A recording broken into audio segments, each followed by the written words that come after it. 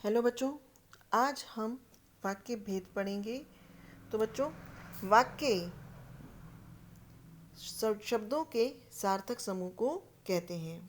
उदाहरण के लिए, सत्य से विजय होती है एक वाक्य है क्योंकि इसका पूरा अर्थ निकलता है, किंतु सत्य विजय होती जो है वाक्य सही नहीं है क्योंकि इसका कोई अर्थ नहीं निकलता है। तथा वाक्य से होने के लिए ये आवश्यक है कि उसका सही अर्थ हो। जैसे विद्या धन के समान है।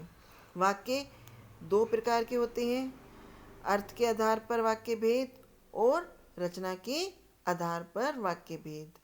अर्थ के आधार पर वाक्य भेद हम पढ़ेंगे तो अर्थ के आधार पर वाक्य के 8 भेद होते हैं। पहला है विधानवाचक वाक्य। यह वह वाक्य है जिसमें किसी प्रकार की जानकारी प्राप्त होती है।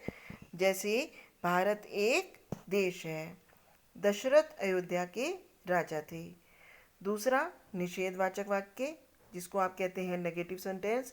जिन वाक्यों से कार्य न होने का भाव प्रकट होता है उन्हें निषेधवाचक वाक्य कहते हैं। जैसे मैंने दूध नहीं पिया। फिर तीसरा है प्रश्नवाचक वाक्य। ये वाक्य जिसके द्वारा किसी प्रकार प्रश्न किया जाता है ये प्रश्नवाचक वाक्य कहलाता है। जैसे श्री राम जी के पिता कौन थे? दशरथ कहाँ के राजा थे? इसके पश्चात आज्ञावाचक वाक्य। ये वह वाक्य है जिसके द्वारा किसी प्रकार की आज्ञा दी जाती है। जैसे तुम यहाँ बैठो, तुम शांत रहो, मेरे लिए एक गिलास पानी लाओ। इसके पश्चात विस्मयादि बोधक वाक्य। ये वाक्य जिसमें किसी प्रकार की गहरी अनुभूति का प्रदर्शन किया जाता है विस्मयादि बोधक वाक्य कहलाता है। जैसे ओह कितनी ठंडी रात है, आहा कितना सुंदर उपवन है। इच्छावाचक वाक्य। जिन वाक्यों में किसी की इच्छा, आकांक्षा या आशीर्वाद का बोध होता है उन्हें इच्छावाचक वाक्य कहते हैं। जैसे भगवान तुम्हें दीर्घायु करे, तुम्हारी यात्रा मंगलमय हो। इसके पश्चात है संकेतवाचक वाक्य। जिन वाक्यों में किसी संकेत का बोध होता है उसे संकेतवाचक वाक्य कहते हैं। जैसे करोगे वैसा ही भरोगे।